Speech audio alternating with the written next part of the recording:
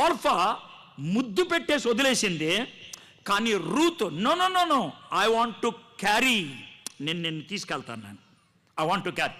ఈ రాత్రి నేను చెప్పేటువంటి మాటలు, బైబిల్లోంచి చూపించేటువంటి మాటలు ముద్దు పెట్టుకొని వదిలేస్తావా, వాటిని వెంబడిస్తూ బతికేస్తావా, అది నీ ఇష్టం. It's your choice. సరే, ఎప్పుడైతే రూతు ఆ విధంగా అన్నదో, ఇప్పుడు నయోమి చూడండి ఏమందో. ఆమె అంటే నయోమి, ఇదిగో నీ తోడి కోడలు తన జనుల యొద్దకును తన దేవుని యొద్దకును తిరిగిపోయినదే, నీవును నీ తోడి కోడలు వెంబడి వెళ్ళమని అనెను. గుర్తుపెట్టుకోండి, ఓర్ఫాని బతిమలాడట్లా, ఓర్ఫాని రిక్వెస్ట్ చేయట్లా, ఓర్ఫాని క్వశ్చన్ చేయట్లా, ఓర్ఫాని అదేంటమ్మా వెళ్ళిపోతున్నావు అని అనలా. జాగ్రత్త వినండి, అనలా. ఎవరితో ఆర్గ్యూ చేస్తుందో తెలుసా, ఎవరితో డిస్కషన్ పెట్టుకుందో తెలుసా, ఎవరిని క్వశ్చన్ చేస్తుందో తెలుసా, ఎవరైతే ఉండిపోదాం అనుకుంటున్నారో వాళ్ళని క్వశ్చన్ చేస్తుంది. ఇది ఎందుకు చెప్తున్నారు అంటారేమో, ఈ రాత్రి ఇక్కడ కూర్చున్నటువంటి మీరు 2 రకాల మనుషులు ఉంటారు. ఒకళ్ళు ఈ మాటలు వినేసి వెళ్ళిపోదాం అనుకునే వాళ్ళకి ఈ మాటలు ఏమీ అనిపించవు. నేను జోకేస్తే నవ్వుతారు, సీరియస్గా చెప్తే కనుక దీన్ని తర్వాత ట్రోలింగ్ చేయాలరా అనుకుంటారు, అంతే. కానీ మీలో కొంతమంది ఈ మాటలు తమ హృదయంలో పెట్టుకొని వర్క్ చేయటం మొదలు పెడితే, ఆ వాక్యం మీ గుండెల మీద పనిచేయడం మొదలు పెడితే, I want to tell you very seriously, ఇది జరుగుద్ది. ఏంటో తెలుసా, సాతానుడు వచ్చి, ఏయ్ ఏంటి అంత సీరియస్గా ఆలోచిస్తున్నావు, ఏయ్ ఏంటి ఈ మాటలు వినేద్దాం అనుకుంటున్నావా, ఏయ్ నీ లైఫ్ ఏమైపోద్ది, ఏయ్ నీ పరిస్థితి ఏంటి, ఏయ్ నీ గతం ఏంటి, చాలా ప్రశ్నలు ఇప్పుడు మనకు వస్తాయి, చాలా ప్రశ్నలు. నయోమి రూతుకి 2 విషయాలు జ్ఞాపకం చేస్తుంది, 2 విషయాలు. అవేంటో చూడండి. ఆమె, ఇదిగో నీ తోడి కోడలు తన జనుల యొద్దకు తన దేవుని యొద్దకు తిరిగి వెళ్ళను. 2 words. She is going back to her people, she is going back to her God. ఆమె దేవుడి దగ్గరికి వెళ్తుంది, ఆమె జనుల దగ్గరికి వెళ్తుంది. నువ్వు జనులను వదిలేస్తున్నావు, దేవుణ్ణి వదిలేస్తున్నావు, అది చాలా రిస్కీ. ఈ రాత్రి నువ్వు యేసు ప్రభు దగ్గరికి రావాలని ఒకవేళ అనుకుంటే, ఈ రాత్రి ఈ మాటలు సీరియస్గా తీసుకోవాలి అని అనుకుంటే, నీ గుండెల్లో ఖచ్చితంగా వారు ఉంటుంది, నీ గుండెల్లో పోరాటం ఉంటుంది, నీ గుండెల్లో వద్దు అనే చెప్పే స్వరం నీకు వినబడుతుంది. ఆ టైంలో ఎరా మందు మానేసి ఉండగలవా, ఎరా ఆ అమ్మాయికి కమిట్ అయ్యావు కదా వదిలేస్తావా, ఎరా ఆ అబ్బాయితో పెళ్లి చేసుకుంటారని చెప్పావు కదా అమ్మాయి వదిలేస్తావా, ఎరా డ్రగ్స్ వదిలేసి ఉండగలవా నువ్వు, ఎరా ఫ్రెండ్స్ వదిలేసి ఉండగలవా, మమ్మల్ని కాదని వెళ్ళిపోతావా, అనేక స్వరాలు నీ గుండె లోతుల్లో వినబడతాయి ఈ రాత్రే. I'm saying it very clearly, I'm saying it very clearly. జరుగుద్ది, ఇట్ విల్ హ్యాపెన్. అయితే అది జరుగుతుందంటే అర్థం ఏంటి తెలుసా, you are trying to progress, ముందుకెళ్ళటానికి ఇష్టపడుతున్నావు, సాతానుడు నిన్ను ఆపటానికి ప్రయత్నం చేస్తున్నాడు. గుర్తుపెట్టుకోండి, ఒక వ్యక్తి యేసు ప్రభు దగ్గరకు వచ్చేది లోన పోరాటం గెలిచి, బయట పోరాటం గెలిచి కాదు. ఇట్స్ ఎ వార్ విదిన్, లోన జరిగేటువంటి పోరాటం. నేను యేసు ప్రభుని అంగీకరించినటువంటి ఆ రాత్రి, ఆ గడియ చాలా విచిత్రమైనటువంటి గడియ. నేను ఒక డ్రగ్ ఎడిక్ట్ని, డ్రగ్స్ కోసమని నేను స్ట్రిప్ డాన్సర్గా ఉండేవాడిని. గుంటూరులో ఉన్నటువంటి కెసినో బార్ అండ్ రెస్టారెంట్లో ప్రతి శని ఆదివారం వెళ్ళి అక్కడ వర్క్ చేసేవాడిని. అప్పుడు మనకు డబ్బులు ఇచ్చేవాళ్ళు. ఆ డబ్బులతో నేను హషీష్, బ్రౌన్ షుగర్ వారానికి 3 సార్లు ఎక్కించుకోకపోతే నా బాడీ ఒప్పుకునే కదా. That was my life. ఒకసారి 2 weeks వెళ్ళలేకపోయాను. నా లైఫ్ చాలా కష్టంగా ఉంది. నవంబర్ 3వ తారీఖు 1984 సంవత్సరం ఏలూరులో ఇలాగే సిఎస్ఐ చర్చ్ ఉంటుంది. ఆ చర్చి వెనకాలే రైలు పట్టాలు ఉంటాయి. రాత్రి 8:30 అయింది, ఎవరు లేరు ఆ టైంలో. చర్చి దగ్గరికి వెళ్ళి, చర్చి బయట పోర్చిగా ఉంటుంది. నా లైఫ్లో మొట్టమొదటిసారిగా ప్రార్థన చేశాను. ఆ ప్రార్థనలో దేవుణ్ణి పిచ్చ పిచ్చ ప్రశ్నలు అడిగాను. ఏ ప్రశ్నకి నాకు జవాబు దొరకలేదు. లైఫ్ వేస్ట్ అని పట్టాల దగ్గరికి వెళ్ళి నిలబడ్డాను. I was waiting for the train. అంత దూరంలో ట్రైన్ ఉంది. I could see the lights. నా కళ్ళు లైట్ కనబడుతుంది. నేను కళ్ళు మూసుకొని ట్రైన్ దగ్గరకు వస్తే దూకేద్దాం అని అనుకున్నాను. ఇలాంటి పరిస్థితుల్లో కాలర్ పట్టుకొని ఎవరో వెనక్కి లాగారు. వెనక్కి తిరిగి చూశాను. నాకైతే పిచ్చ భయం వేసింది. ఎందుకో తెలుసా? చచ్చిపోదాం అనుకుంటున్నాను కదా, కాలర్ పట్టుకొని లాగింది దెయ్యమేమో అనుకున్నాను, సాతానేమో అనుకున్నాను. కానీ దెయ్యమో రాలేదు, సాతాన్ రాలేదు. నా ఫ్రెండ్ వచ్చాడు సురేష్, వాడు నన్ను గట్టిగా లాగి కొట్టాడు. వాడిని తిరిగి కొట్టాను. ట్రైన్ వెళ్ళిపోయింది. ఈలోగా రే ట్రైన్ వెళ్ళిపోయిందిరా అని అన్నాను. వాడన్నాడు మళ్ళీ ట్రైన్ వస్తుందిలే అని అన్నాడు. ఆయన ఆడంతా సరదాగా మాట్లాడుతాను. నాకు పిచ్చ కోపం వచ్చేసింది. రే ఏంట్రా మారుతాం? ఏం లేదురా, ఒక్క ప్రశ్నకి జవాబు చెప్తే నేను వదిలేస్తాను. ఏంటి ప్రశ్న? రే ఎందుకు చచ్చిపోదాం అనుకున్నావు? నొప్పి తట్టుకోలేకపోతున్నాను రా, నొప్పి తట్టుకోలేకపోతున్నాను. అప్పుడు నా మిత్రుడు అన్నటువంటి మాట, ఓకే ఇప్పుడు చచ్చిపోతే ఈ నొప్పి ఉండదు అని ఎవడని చెప్పాడా? ఈ చచ్చిపోతే ఇక నొప్పి రాదు అని ఎవడని చెప్పాడా? నాకేం చెప్పాలో అర్థం కాల. పక్కకు లాక్కెళ్ళాడు. రే నీ బాధలకి, నీ కష్టాలకి, నీ నొప్పులకి ఆత్మహత్య కాదురా పరిష్కారం. ఆత్మహత్య కాదు. జీసస్ క్రైస్ట్ దగ్గరికి రా అన్నాడు. నాకు ఈ ప్రపంచంలో నచ్చని ఒకే ఒక వ్యక్తి Jesus Christ. Though I'm a Christian, నాకు ఇష్టం లేదు. వాడు అడిగాడు ఎందుకురా నీకు ఇష్టం లేదంటే, జీసస్ క్రైస్ట్ గురించి 2 రకాలుగా చెప్తారా, నాకు 2 అర్థం కావన్నా. ఏంట్రా అన్నాడు. జీసస్ క్రైస్ట్ కరుణామయుడు, ప్రేమామయుడు, దయామయుడు అని చెప్తారా. అవును కరెక్టే. మరి ఆయన కరుణామయుడు, ప్రేమమయుడు, దయామయుడు అంటే నా సమస్యలన్నీ తీర్చేసి, నా బాధలన్నీ తొలగిచ్చేసి నాకు హ్యాపీ లైఫ్ ఇచ్చేయచ్చుగా. ఇదిరా. రెండోది, దేవుడు పరిశుద్ధుడు, ఆయన నీతి కలిగిన వాడు, పాపాన్ని ఓర్వలేనివాడు అని అంటారు. ఈ 2 సెట్ కావరా నాకు? ఈ రెండిట్లో ఏదో ఒకటే రైట్ కాదురా. 2 రైటే. ఎలాగరా 2 ఒకేసారి ఎలా రైట్ అవుతాయి ఎలాగరా అన్నాడు. నీ దగ్గర చిన్నపిల్లవాడు ఏడ్చుకుంటూ వచ్చాడు అనుకో, రైట్ రా, ఎందుకు ఏడుస్తున్నావు అంటే ఆడు ఇంకో చిన్నపిల్లవాడిని చూపించి ఆడు కొట్టాడని చెప్పాడు అనుకో, ఏం చేస్తారా? ఈ చిన్నపిల్లవాడు ఏడుస్తూనే ఉంటాడు, ఆడు కొట్టినాడు అక్కడ నవ్వుతూనే ఉంటాడు. వీడు ఏడుపు ఆపాలంటే ఏం చేస్తావు? చాక్లెట్ ఇస్తే ఆగుతుందా? కౌగులించుకుంటే ఆగుద్దా? లేదురా, ఆడినోడు పీకితే ఆగుద్ది. సింపుల్. ఆడిని కొడితే ఈడు ఆపేస్తాడు, ఆడు మొదలు పెడతాడు. అవునరా, ఇప్పుడు నాకు ప్రశ్నకి జవాబు చెప్పు. ఈడు ఏడుపు ఆపేయాలి, ఆడి ఏడుపు మొదలు పెట్టకూడదు. నీ దగ్గర ఏమన్నా ఉందా అన్న అడిగాడు. ఉందరా అన్న. ఏంట్రా అన్నాడు. ఆడిని పిలిచి ఆడి వీప్ మీద చెయ్యి పెట్టి గట్టిగా గుద్దుతానురా. ఈడేమనుకుంటాడు తెలుసా? అమ్మయ్య నా కచ్చి తీరింది అనుకుంటాడు. వాడేమంటాడు తెలుసా? పిచ్చోడా నాకు తగలలేదంటాడు. ఇద్దరు హ్యాపీగా వెళ్ళిపోతారు. బాగా చెప్పారా, super. 1 last question.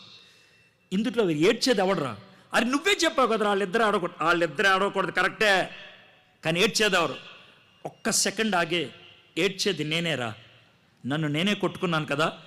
Jesus Christ పరిశుద్ధుడు, పాపానికి శిక్షను కోరాడు. జీసస్ క్రైస్ట్ ప్రేమమయుడు, ఆ శిక్ష నీ మీద పడకూడదని తన్ను తాను కొట్టుకున్నాడు రా ఆయన. అందుకే శిలువ మీద ఏడ్చాడు ఆయన.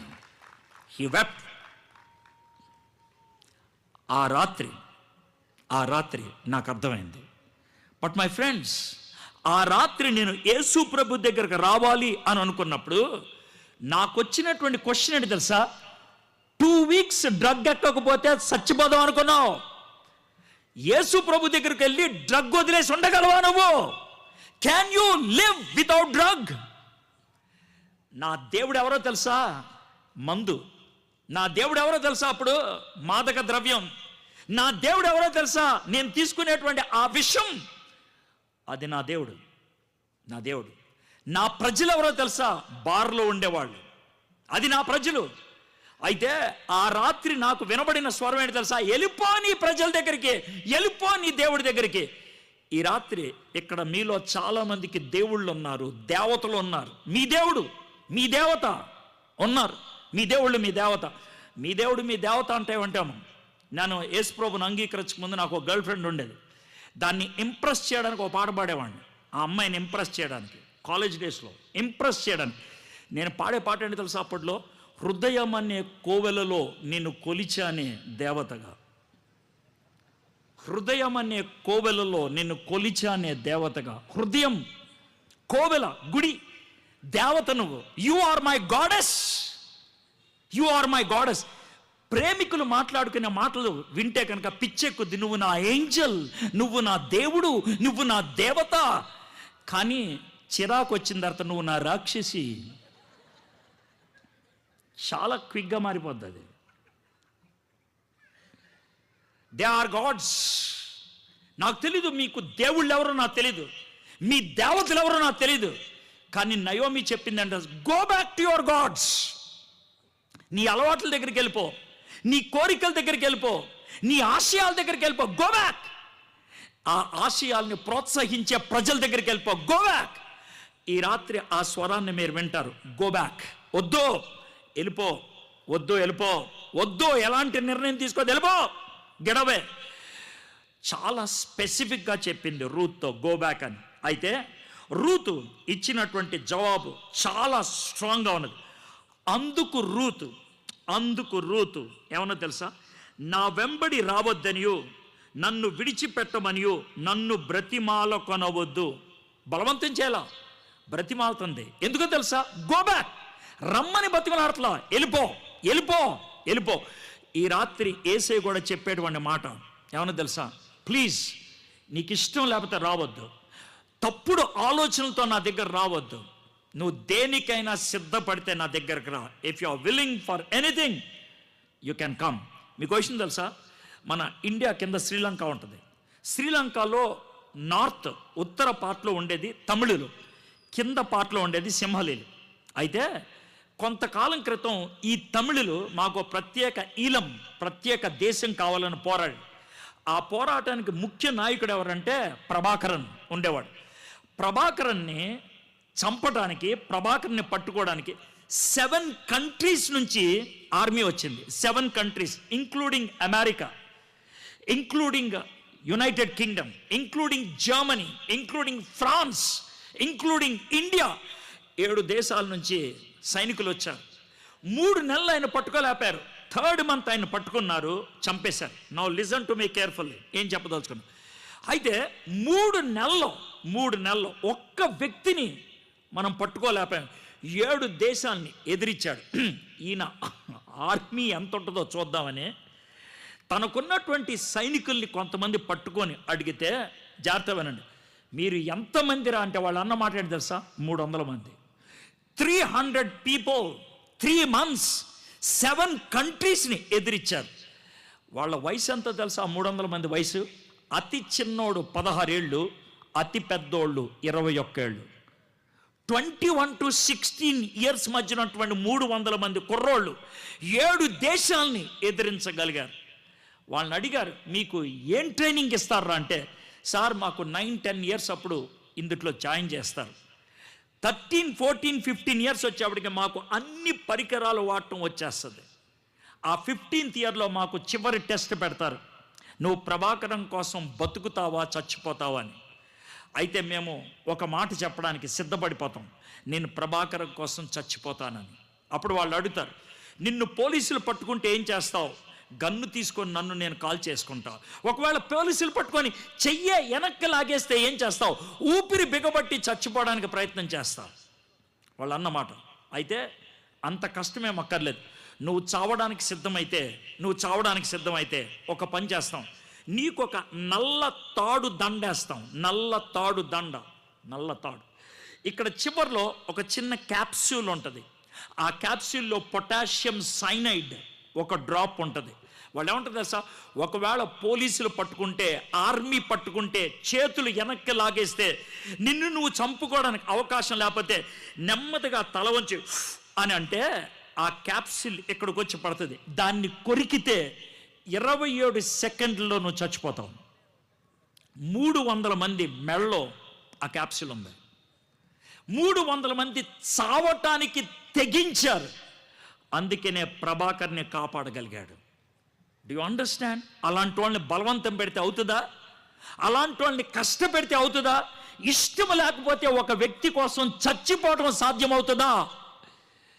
యేసు ప్రభుని అంగీకరించినటువంటి మొదటి శిష్యులు ప్రతి ఒక్కడూ హతసాక్షి అయిపోయాడే. బలవంతంగా వస్తే హతసాక్షులు అవ్వగలుగుతారా? కెనాట్.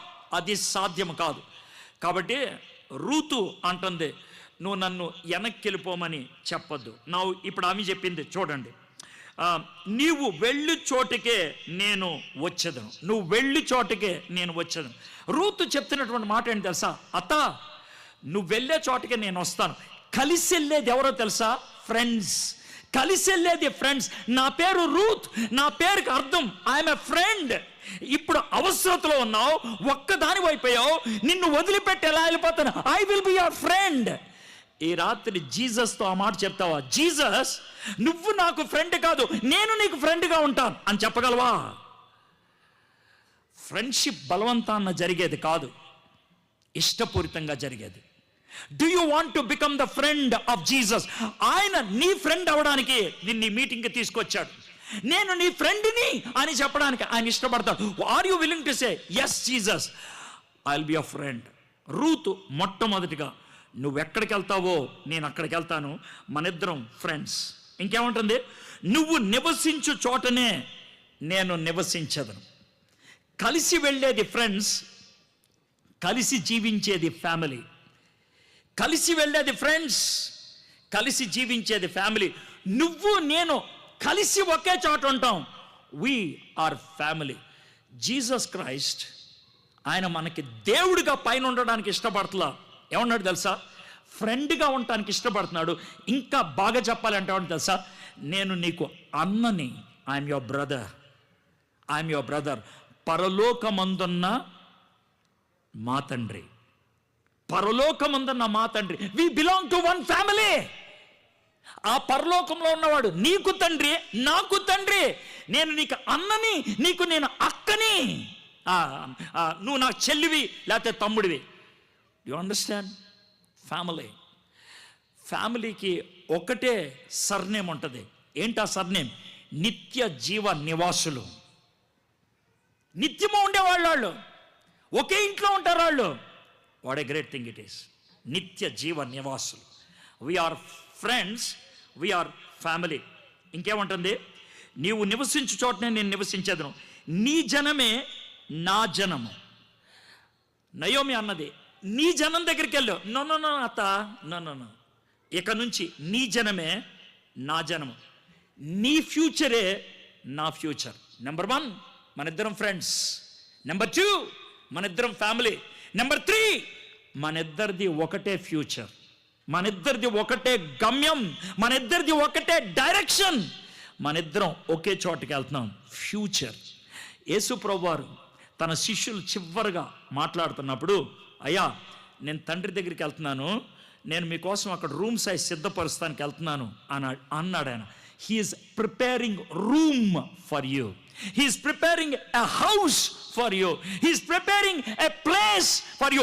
మీకోసం స్థలము సిద్ధపరచడానికి వెళ్తున్నాను. మీరు నా బిడ్డలైతే, నా మిత్రులైతే, నా ఫ్యామిలీలో ఉంటే మనందరం ఒకటే హౌస్లో ఉంటాం.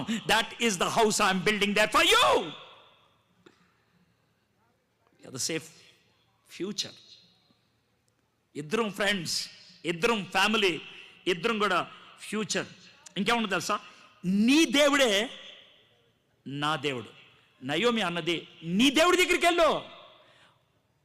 మోయాబీలు కొలిసేటువంటి దేవుడి పేరు, దేవత పేరు కెమోష్. కెమోష్కు ఉన్నటువంటి ఒక లక్షణం ఏంటి తెలుసా? ప్రపంచంలో అప్పట్లో ఒక నరబలిని ఇచ్చేది కెమోష్కే. 11 సంవత్సరాల కుర్రోణ్ణి బలిస్తే కెమోష్ తృప్తి పడేదంట. నరబలి ఇచ్చేటువంటి దేవతల దగ్గరికి వెళ్ళింది ఓర్ఫా. నో నో నో, నా కోసం బలైపోయినటువంటి దేవుడి దగ్గరకు వస్తానన్నది రూతు. డిసైడ్ చేసుకోండి, మీరే డిసైడ్ చేసుకోండి. బలి కోరేటువంటి కెమోష్ దగ్గరికి వెళ్తావా, నా కోసం బలైపోయినటువంటి యేసే దగ్గరకు వస్తావా? Where do you want to go? It is clear choice my friends. Information నేను ఇస్తాను, ఇన్ఫర్మేషన్ మీకు ఇస్తాను, మీరు డెసిషన్ తీసుకోవాలి. మీరు decision, use your brain, use your heart and make a choice. ఒక నిర్ణయం తీసుకో. నీ ఫెయితే నా ఫెయిత్. మొదటిది మనిద్దరం ఫ్రెండ్స్, రెండోది మనిద్దరం ఫ్యామిలీ, మూడోది మనిద్దరిది ఒకటే ఫ్యూచర్, నాలుగోది మనిద్దరిది ఒకటే ఫెయిత్. నీ దేవుడే నా దేవుడు. ఇంకేముంటుంది తెలుసా? నువ్వు మృతి పొందు చోటనే నేను మృతి పొందేదను. నేను అనుకుంటాను, ఆ మాట చెప్పేటప్పుడు కూర్చొని మాట్లాడుతున్న రూతు లేచిపోయిన ఉంటుంది. అత్త చూడత అదిగో ఆ సమాధి మీ ఆయిందే, ఈ సమాధి నా ఆయిందే, ఆ సమాధి నీ ఆయిందే, ఈ సమాధి నా ఆయిందే, మనిద్దరు ఆయనలు ఒకే బరియల్ గ్రౌండ్లో ఉన్నారు. రేపు నిన్నెక్కడ పాతి పెడతారో నన్ను కూడా అక్కడే పాతి పెట్టాలి. Your funeral, my funeral is the same. చచ్చేదాకా నిన్ను వదలనేక, till death I will not leave you. ఎంత గ్రేట్ కమిట్మెంటో చూడండి మై ఫ్రెండ్స్. చావుదాకా దేవునితోనే ఉండాలి అనుకునేటువంటి విశ్వాసం అన్నదే చాలా గొప్ప విశ్వాసం. అది ఎప్పుడు వస్తుంది అని అనటానికి ఓ చిన్న ఎగ్జాంపుల్ చెప్తాను. నేను గుంటూరులో ఉన్నప్పుడు మా పెద్ద పాప 5 years షారన్, మా ఇంటి పక్కన ఇంకొక ఫ్యామిలీ ఉండేవాళ్ళు. వాళ్ళకు ఒక 4-year-old గర్ల్ ఉండేది. వీళ్ళిద్దరు ఫ్రెండ్స్, రోజు ఆడుకునేవాళ్ళు. ఒకరోజు ఆ 4-year-old గర్ల్ని వాళ్ళ డాడీ తీసుకొచ్చి, ఏమండి కొంచెం పాపను మీ ఇంట్లో ఉంచుతారా, వాళ్ళ వైఫ్ పేరు చెప్పి తనకి లేబర్ పెయిన్స్ వస్తున్నాయి, హాస్పిటల్కి వెళ్తామంటే మీరు వెళ్ళిపోండి, మేము వెళ్ళిపోండి అని పంపించేసాం. ఈ పాప మా ఇంట్లో ఉంది. మేము ఊరినే సరదాగా మాడుతున్నాం, నీకు తమ్ముడు కావాలా చెల్లి కావాలా, ఊరినే క్యాజువల్గా అలా మాడుతూ ఉన్నాం, చాలా ఎక్సైట్ అవుతా ఉన్నాం. ఈలోగా ఫోన్ వచ్చింది. ఫోన్ వస్తే ఆ పాపకి చెల్లి పుట్టిందని అర్థమైంది. చెల్లి పుట్టిందంట, get ready will go to the hospital అని మేము రెడీ అవుతా ఉన్నాం. ఆ పాప కూడా ఎక్సైట్ అవుతూ ఉంది. ఈలోగా మళ్ళీ ఫోన్ వచ్చింది. ఆ ఫోన్లో వినకూడని వర్తమానం విన్నాం. ఏంటనంటే చెల్లిని డెలివర్ చేసిన తర్వాత ఓవర్ బ్లీడ్ అయ్యి మదర్ చచ్చిపోయింది. It's very painful. మేము హాస్పిటల్కి వెళ్ళాం. ఒక 1/2 hour అక్కడ గడిపాం. గందరగోళంగా ఉంది, ఏడుపులు, భయంకరంగా ఉంది పరిస్థితి. ఒక 1/2 hour తర్వాత మేము వచ్చేస్తా ఉన్నాం. దారిలో ఆటోలో వస్తున్నాం, నేను నా భార్య, మధ్యలో షారన్ నా కాళ్ళు గట్టిగా పట్టుకుంది ఆటోలో నుంచొని. అది కొంచెం వణుకుతుంది, నాకు ఫీల్ అవుతున్నాను. దగ్గరికి తీసుకొని మమ్మ షారన్ అని అన్న. నా ఇంకా చూసింది. పాపా అన్నది. ఏంటమ్మా అన్న. పాపా చెప్పమ్మా, చచ్చిపోవటం అంటే ఏంటి పాపా? లైఫ్లో ఫస్ట్ టైం ఒక మనిషి చచ్చిపోవటం చూసింది. దానికి తెలీదు చావంటే ఏంటో. She never knew what it is. పప్పా చచ్చిపోవటం అంటే ఏంటి అని అన్నది. చచ్చిపోతే ఎందుకు ఏడుస్తున్నారు వీళ్ళు అని అన్నది. నాకేం చెప్పాలో అర్థం కాలేదు. భయం వేసింది, బాధేసింది. దీనికి జవాబు చెప్పకపోతే నా కూతురు ఏమైపోతుందో అని అనిపించింది. మనసులో చిన్న ప్రార్థన చేసుకున్నాను, దేవా ప్లీజ్ హెల్ప్ చేయవని. దేవుడు ఒక అద్భుతమైన థాట్ ఇచ్చాడు. నా కూతురుని చూసి, నిన్న మనం ఎక్కడికి వెళ్ళాం అన్న. నిన్న మనం బైబిల్ స్టడీకి వెళ్ళాం. అప్పుడు ఏం జరిగింది? మీరందరూ హాల్లో బైబిల్ స్టడీ చేసుకుంటున్నారు, మేమందరూ రూమ్లో ఆడుకున్నాం పిల్లలు అంతా. తర్వాత ఏమైంది? ఆంటీ నూడిల్స్ తీసుకొచ్చారు, మేము తిన్నాం. తర్వాత ఏమైంది? కబుర్లు ఆడుకొని అందరం స్లీప్ ఓవర్, మంచం మీద పడుకొని నిద్రపోయాం. తర్వాత ఏమైంది? నేను పడుకున్నాను ఆంటీ వాళ్ళ ఇంట్లో. ఆ తర్వాత ఏమైంది? పొద్దున్నే లేచేపటికి నా మంచం మీద ఉన్నాను. లేచాను, నా మంచం మీద ఉన్నాను. షాక్ అనిపించి మమ్మీ పప్పా అని అరిచాను. ఆ తర్వాత ఏమైంది? నువ్వు వచ్చావు పాపా. ఆ తర్వాత ఏమైంది? నిన్ను అడిగాను, ఎవరు తెచ్చారు ఇక్కడికి నన్ను అని. అప్పుడు నువ్వు అన్నావు, నేనే తెచ్చానమ్మా అని. నేను ఇంకా ఆ తర్వాత ఏమనలేదు. ఎందుకు అనలేదమ్మా అంటే, నువ్వు తెచ్చావంటే అది కరెక్టే కదా, అందుకే నేను ఇంకేమనలేదు. చచ్చిపోవటం అంటే అదే అమ్మా అన్న. పప్ప నాకు అర్థం కాలేదన్న. చెప్తా, నువ్వు ఆంటీ వాళ్ళ ఇంట్లో పడుకున్నావు, అది నీ మంచం కాదు, నువ్వు అక్కడ పడుకున్నావు. నేను నెమ్మదిగా నిన్ను ఆటోలో తీసుకొచ్చి నీ మంచం మీద పడుకోబెట్టేశాను. కళ్ళు తెరిచి చూసేటప్పటికి నీ మంచం మీద ఉన్నావు. చచ్చిపోయినప్పుడు కూడా అదే జరుగుద్ది. అంటే ఏంటి ప్రభా? ఇక్కడ కళ్ళు మూసుకుంటావు, జీసస్ వస్తాడు, నిన్ను ఇక్కడి నుంచి పరలోకానికి తీసుకెళ్తారు, అక్కడికి తీసుకెళ్ళి అక్కడ పడుకోబెడతాడు. నువ్వు కళ్ళు తెరిస్తే చుట్టూ పరలోకం కనబడుతుంది. జీసస్ని అడుగుతావు ఏంటిది అని. అప్పుడు జీసస్ అంటాడు, ఇది మన ఇల్లమ్మా అని, ఇది మన ఇల్లమ్మా అని. That is death. Most shocking statement ఆ తర్వాత విన్నాను నేను షారన్ దగ్గర. 5 years ఓన్లీ ఆమెకి. మోస్ట్ షాకింగ్ స్టేట్మెంట్ ఆ తర్వాత విన్నాను నేను. ఏమన్నా తెలుసా? పాపా, చచ్చిపోవటం అదైతే చచ్చిపోవటం బాగుంటుందే. If that is death, death is beautiful. My friends, Jesus Christ మనకిచ్చినటువంటి కాన్ఫిడెన్స్ అది. I will take you beyond death to eternity. ఇక్కడ రూతు అంటుంది, నీ ఫ్యూనరలే నా ఫ్యూనరల్. నీవు మృతి పొందు చోటనే నేను మృతి పొందేదను, అక్కడనే పాతి పెట్టబడేదను. మరణము తప్ప మరి ఏదైనను నిన్ను నన్ను ప్రత్యేకించిన ఎడల యెహోవా నాకు ఎంత కీడైనా చెయ్యునుగా. కానీ రూతు నోట్లో, రూతు మొయాబీరాలు, రూతు కొలిచేది కెమోష్ని. కానీ మొట్టమొదటిసారిగా తన నోటిలో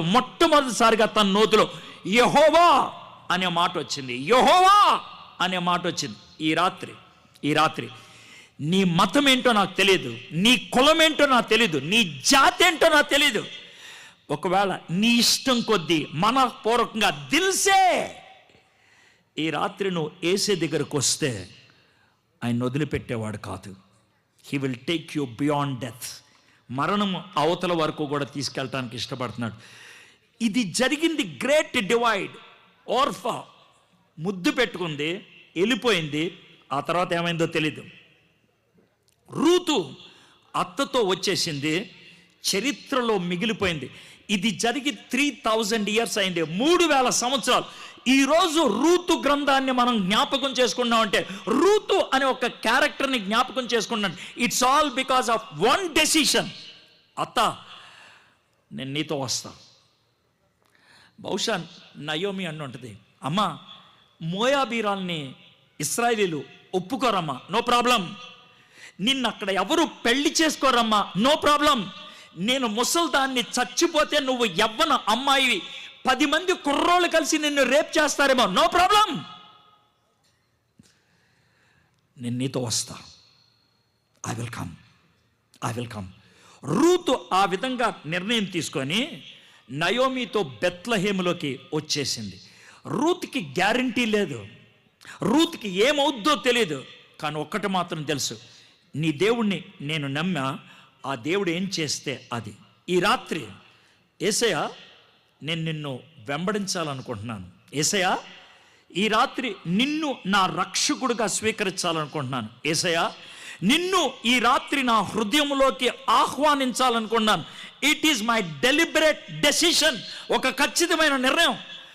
if that is your choice, I'm going to give a call. నేను పిలుపునిస్తాను. I'm going to give you a chance, opportunity ఇస్తాను. విల్ఫుల్, ఇష్టపూరితంగా నేను నిర్ణయం తీసుకుంటే, you can pray, you can invite Jesus. ఈ రాత్రి నువ్వు ఆ యేసుని నీ సొంత రక్షకుడిగా అంగీకరించవచ్చు. అయితే నయోమి, రూతు కలిసి బెత్లెహేంకి వచ్చారు. I want to show 2 verses and close. దేవుడు రూతు జీవితంలో ఎలా వర్కౌట్ చేశాడు చూడండి. రూతు ఇంటికి వచ్చింది, నయోమితో అన్నది అత్తగారితో, అత్తగారు నేను పొలంలోకి వెళ్ళి ఏమన్నా పని చేసుకుంటానంటే, దేవుడు ఎలా వర్కౌట్ చేశాడంటే, ఈ రూతు అనే అమ్మాయి బోయజ్ అనే ఆయన పొలంలోకి వెళ్ళి పని చేసుకుంటూ ఉంది. ఆ పొలంలోకి వెళ్ళేటట్లు చేశాడు దేవుడు. బ్యూటిఫుల్. ఆ పొలంలో పని చేసుకుంటూ ఉంటే బోయజ్ వచ్చాడు. ఎవర్రా అమ్మాయి అని అడిగారు. సార్, ఎలిమెలక్ గారి కోడలు భర్త చనిపోయిన తర్వాత తన ఊరు కాదనుకొని అత్తగారితో వచ్చేసింది అని అంటే, బోయజ్ చాలా సంతోషించాడు. మధ్యాహ్నం భోజనాన్ని కూర్చున్నప్పుడు, అమ్మ రూతు ఇట్రా రా, నీ గురించి విన్నానమ్మా, నీ గురించి విన్నానని బోయజ్ చెప్పినటువంటి మాట నేను చెప్పేసి ముగిస్తాను. బోయజ్ చెప్పిన 9వ వచనం, 10వ వచనం, 2వ అధ్యాయం 10వ వచనం, 11, 12. నీవు నీ తల్లిదండ్రులను నీ జన్మభూమిని విడిచి, 2nd chapter 11th verse, నీవు నీ తల్లిదండ్రులను నీ జన్మభూమిని విడిచి ఇంతకు ముందు నువ్వు ఎరగని జనమునొద్దకు వచ్చేది. You made A clear decision. తెలియని జనాల దగ్గరకు వచ్చేసావు. యెహోవా నువ్వు చేసిన దానికి ప్రతిఫలం ఇచ్చును. ఇశ్రాయేలు దేవుడని యెహోవా రెక్కల క్రిందకి సురక్షితముగా నుండినట్లు వచ్చేదివి. ఆయన నీకు సంపూర్ణమైన బహుమానం ఇచ్చినని ఆమెకు ఉత్తరం ఇచ్చాను, అమ్మా యెహోవా రెక్కల కిందకు వచ్చావు. యెహోవాని దేంతో పోల్చాడు తెలుసా? ఒక కోడి పెట్టతో. కోడి పెట్ట రెక్కల కిందకు వచ్చేది కోడి పిల్లలు. కోడి పెట్ట రెక్కల కింద కోడి పిల్లలు ఎప్పుడు వస్తాయో తెలుసా? ఒక గెద్ద వచ్చింది, కోడి పెట్ట చూసింది, దానికి 4 పిల్లలు ఉన్నాయి. వెంటనే రెక్కల పైకి లేపి ఓ అంటది. అంటే కోడి పిల్లలు అన్నట్టుగా వార్నింగ్ వెళ్ళిపోద్ది. అది కుక్క అంటది. కోడి పిల్లలు పరిగెత్తుకుంటూ వచ్చి దాన్ని రెక్కల కిందకు వస్తాయి. 3 వచ్చాయి, 1 రాలా. 3 వచ్చాయి, 1 రాలా. ఈ కోడి పెట్ట దాన్ని ముక్కుతో లాగదో, రెక్కతో రాగదో, పిలుసుద్దంతే. వస్తే రెక్కల కింద భద్రత ఉంటుంది, వస్తే రెక్కల కింద ఫుడ్ ఉంటుంది, వస్తే రెక్కల కింద అవసరం అన్నీ ఉంటాయి. రాకపోతే గెద్ద తన్నుకుపోతుంది. ఈ రాత్రి యేసు ప్రభు వారు కూడా పిలుస్తుంది అదే, నా చేతులు చాచి మిమ్మల్ని అడుచున్న సమస్త భారం మోసుకొనిచున్న వారులారా నా యుద్ధకు రండి, నేను మీకు విశ్రాంతిని ఇస్తాను. ఈ ప్రపంచం ఇవ్వలేనటువంటి శాంతిని నేను ఇస్తాను. ఈ ప్రపంచంలో నీకు దొరకని శాంతిని నేను ఇస్తాను. ఆయన చేతులు చాపి అడుగుతున్నారు. దానికి లోబడి వస్తే ఆయన ఈ మాట చెప్తున్నాడు. ఏమన్నాడు తెలుసా? యెహోవా నీవు చేసిన దానికి ప్రతిఫలం ఇచ్చును. ఇశ్రాయేలు దేవుడని యెహోవా రెక్కల క్రింద సురక్షితంగా నుండినట్లు నీవు వచ్చిదివి. ఆయన నీకు సంపూర్ణమైన బహుమానం ఇచ్చినని ఆమెకు ఉత్తరం ఇచ్చెను. రూతుకి బోయజును భర్తగా ఇచ్చాడు. బోయజ్ యొక్క మనవడు దావీదు ఇశ్రాయేలీయులకి రాజు. ఆ దావీదు వంశములో లోకరక్షకుడైన యేసయ్య వచ్చాడు. ఒకవేళ రూతు దగ్గరికి వెళ్ళి అడిగితే నువ్వెవరివి అని అంటే యేసయ్యకి నానమని అని అంటది. వావ్! మోయాబీరాలు, విధవరాలు, ఈ లోకములో అభాగ్యురాలు, కానీ ఆమె రెక్కల కిందకి రావడానికి ఇష్టపడింది, ధన్యురాలు అయిపోయింది. ఈ రాత్రి రెక్కల కిందకి రావడానికి నువ్వు ఇష్టపడుతున్నావా? యేసయ్యని సొంత రక్షకుడిగా అంగీకరించడానికి ఇష్టపడుతున్నావా? యేసయ్య నిన్ను స్వీకరించడానికి ఆయన ఇష్టపడుతున్నాడు. ఓ చిన్న సన్నివేశం చెప్పి నేను ముగిస్తాను. దీన్ని ఒక సినిమాగా కూడా తీశారు. దీని పేరు ద బ్రిడ్జ్. ఒకవేళ మీరు యూట్యూబ్లో ద బ్రిడ్జ్ అని కొడితే 6 or 7 minutes ఉంటుంది ఈ సినిమా. ఇది జరిగిన విషయం సినిమాగా తీశారు. చాలా క్లాసిక్గా ఉంటుంది. ఏంటి అని అంటే, ఒక తండ్రి ఉంటాడు. ఆయన ఒక నది మీద ఉండేటువంటి బ్రిడ్జికి లివర్ లాగేవాడుగా ఉంటాడు. ఆ బ్రిడ్జ్ మీద నుంచి ట్రైన్ వెళ్తుంది. ఆయన లివర్ లాగితే బ్రిడ్జి సెట్ అవుతుంది, ట్రైన్ వెళ్తుంది. ఆ తర్వాత ట్రైన్ వెళ్ళిపోయిన తర్వాత మళ్ళీ బ్రిడ్జి వెనక్కి తీసేస్తాడు, పడవలు నడుస్తూ ఉంటాయి. ఒకరోజు వెళ్ళి ఆయన బ్రిడ్జి లివర్ లాగాడు, బ్రిడ్జ్ వచ్చింది. కొద్దిసేపు నాకు వాళ్ళ మమ్మీ అన్నది, డాడీ రావటం లేట్ అయింది, డాడీని పిలుచుకొని రావా అని. కొడుకు పరిగెత్తుకుంటూ వస్తున్నాడు, హీఈస్ కమింగ్ పరిగెత్తుకుంటా. ఆ బ్రిడ్జ్ మీదకి ఎక్కాడు. అదే టైంకి యువతల నుంచి ట్రైన్ వస్తుంది. తండ్రి చేతుల్లో లివర్ ఉన్నది. తండ్రి ఒకే ఒక పని చేయొచ్చు, లివర్ని లాగితే బ్రిడ్జి టర్న్ అయిపోద్ది, ట్రైన్ నదిలోకి వెళ్ళి పడుతుంది, ట్రైన్లో ఉన్నటువంటి 500-600 మంది చచ్చిపోతారు. రెండోది, వదిలేస్తే కొడుకు చచ్చిపోతాడు, ట్రైన్లో ఉన్న వాళ్ళందరూ బతుకుతారు. తండ్రి స్ట్రగుల్ అవుతాడు, అవి లివర్ని అలాగా వదిలేస్తాడు. ట్రైన్ వెళ్తూ ఉంటుంది, డాడీ డాడీ డాడీ అని ఎదురొస్తూ ఉంటాడు. చిన్నపిల్లోడు పాపం, వాడికి తెలియదు. ట్రైన్ వాడి మీద ఎక్కేసింది, వెళ్ళిపోయింది. తర్వాత నెమ్మదిగా నడుచుకుంటూ వెళ్తే ముద్దలాగా పడిపోయాడు ఆ బాబు, ముద్దలాగా పడిపోయాడు ఆ బాబు. తండ్రి ఆ కొడుకుని బలివ్వటానికి ఇష్టపడ్డాడు, ట్రైన్లో ఉన్న వాళ్ళని బతికించటానికి. పరలోకపు తండ్రి యేసేను బలికి అప్పగిచ్చాడు, నిన్ను రక్షించటానికి, నన్ను రక్షించటానికి. బలి కోరే దేవతల దగ్గరికి, దేవుళ్ళ దగ్గరికి వెళ్తావా? బలైపోయినటువంటి యేసయ్య దగ్గరకు వస్తావా? చాయిస్ నీది. యేసయ్య ఎందుకు బలయ్యాడు? నువ్వు చేసిన పాపం తన మీద వేసుకొని, నువ్వు పడినటువంటి ఆ దరిద్ర జీవితాన్ని తన మీద వేసుకొని నీకు బదులుగా చనిపోవడానికి ఇష్టపడ్డాడు.